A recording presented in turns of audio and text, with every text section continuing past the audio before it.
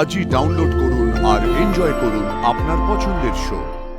আর তাই বলছি যে আয়ুষের জীবনেও যেটা হবে সেটা ভালোই হবে। তোমার কথা যেন সত্যি হয় না। ইন্দ্রাণী, আমরা প্রতিজ্ঞা করেছিলাম যে একে অপরের থেকে কোনোদিন কোনো কিছু লুকাবো না। বিশ্বাস বিশ্বাস হবে আমাদের সম্পর্কের বুনিয়াদ। আজকে কেন ব্যতিক্রম হচ্ছে?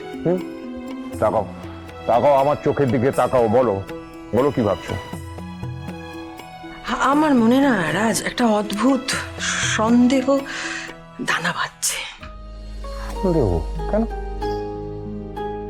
আয়ুষকে নিয়ে দেখো, আয়ুষকে নিয়ে আমাদের কোনোদিন কোনো কিছু ভাবতে হয়নি। মানে ওকে আমরা যেভাবে শিক্ষা দিয়েছি, যেভাবে মানুষ করেছি, সেই শিক্ষার উপরে ভিত্তি করে ওর জীবনের সব সিদ্ধান্ত নিয়েছে এবং সবকটা সিদ্ধান্ত ঠিক নিয়েছে, কোথাও ভুল করেনি।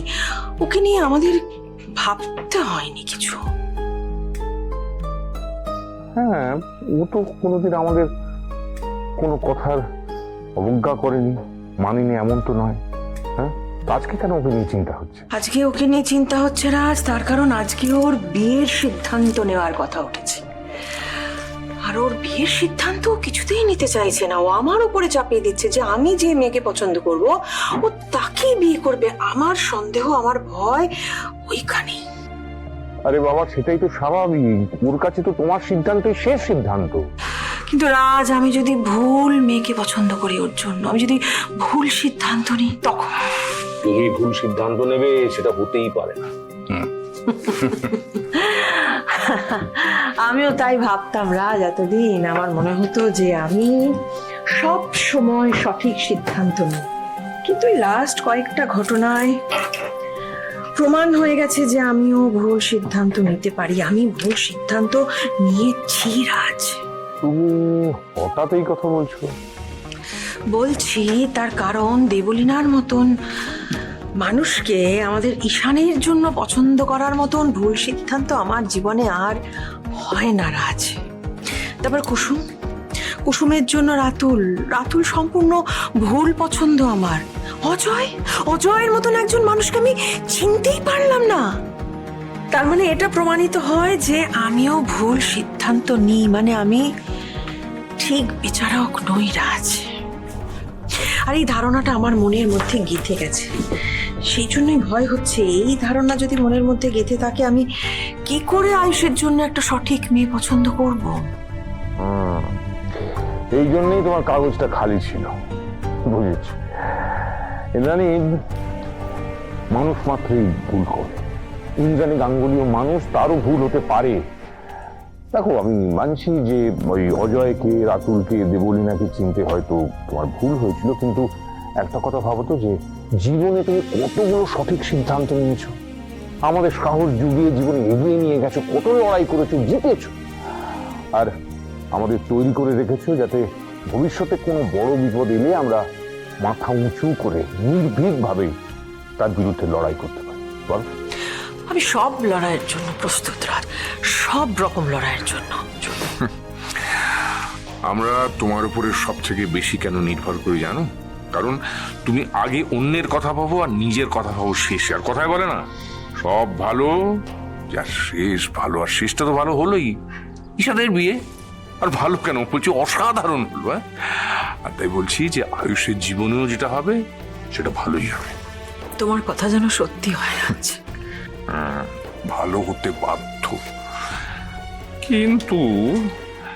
কিন্তু কি? সামনে যার বিয়ে, তার মায়ের মুখটা এরকম গোমড়া হয়ে আছে, সেটা কি ভালো লাগছে দেখতে? একটু হাসো না প্লিজ।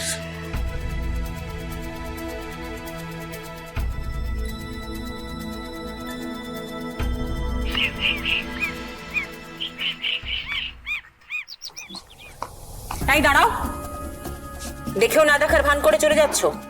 কাকিমণি, আমি তো উপরে যাচ্ছিলাম। ও, দিদির কাছে নিশ্চয়ই। সারাক্ষণ তুমি দিদির পেছন পেছন কেন ঘোরো বলো তো? হ্যাঁ, তাও মানতাম যদি তুমি অফিসের এমপ্লয়ি হতে, সেটাও তো নাও। হ্যাঁ, দিদির মন জুগিয়ে চলার কি আছে তো? কাকিমণি, আমি অফিসের এমপ্লয়ি হই বা গাঙ্গুলি বাড়ির বউ, মাথা তো সেই একজনই, মণি। তাই আমার মনে হয় প্রতিটা পদক্ষেপে মণির অনুমতি নেওয়া উচিত। দিদির পরেই কিন্তু এই বাড়িতে আমি। হ্যাঁ, তাহলে আমার কথা শুনলে না কেন? কোন কথা? তোমাকে তো পাখি পড়ার মতো করে বলেছিলাম যে ঐশ্বর্যর নাম লিখতে, তুমি লেখোনি কেন? কিন্তু মনি তো বলেছিল যার যাকে পছন্দ তার নামটাই লিখতে। ও, তার মানে তুমি বলতে চাইছো তোমার ঐশ্বর্যর থেকে বেশি মেঘাকে পছন্দ, তাই তো? হ্যাঁ। আচ্ছা, কি স্বার্থে? মেঘা যদি এই বাড়ির বউ হয়ে আসে তাহলে সবাই খুব খুশি থাকবে। এই শোনো, এই সমস্ত ভালো বউ হওয়ার নাটক ফাটক না আমার সামনে করো না। দেবলীনাকেও দেখেছি, ওরে বাবা, দেখে মনে হয় যেন ভাজা মাছটা উল্টে খেতে জানে না, যা জিনিস।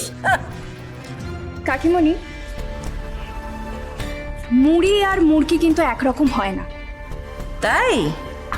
ভালো তো খই ফুটেছে মুখে। হ্যাঁ, আমার মুখের উপর এভাবে কথা বলছো তুমি? আগে আমি উত্তর দাও, ঐশ্বর্যর নাম লেখনি কেন তুমি, বলো। Good morning. রে, মেঘা সব শুনে ফেললো না তো? গুড মর্নিং, এসো এসো মেঘা। এই এতক্ষণে তোমার কথাই হচ্ছিল জানো তো। ও আচ্ছা, কি কথা? এই কাকিমণি বলছিল, কাকিমণি আরে আমার ভাইজি তোমারই বয়সী, কিন্তু তোমার মতো স্মার্ট আর বুদ্ধিমতী নয় গো। ওকে, শিওর। বসবে, এসো, বসো বসো, ওখানে বসো।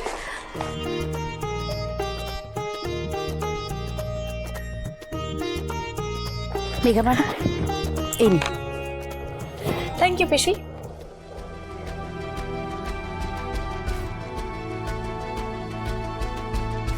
তুমি অবাক হলে? আমি তোমাকে পিসি বললাম কেন?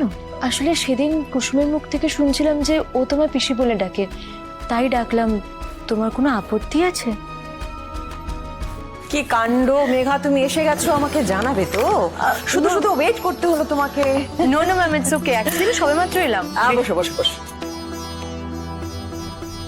আসলে প্রথমে মিটিংটা আমার বাড়িতে সেট হয়েছিল, সো আমি ওয়েট করছিলাম, তারপরে জানতে পারলাম এখানে হবে, তাই ডিরেক্টলি চলে এলাম।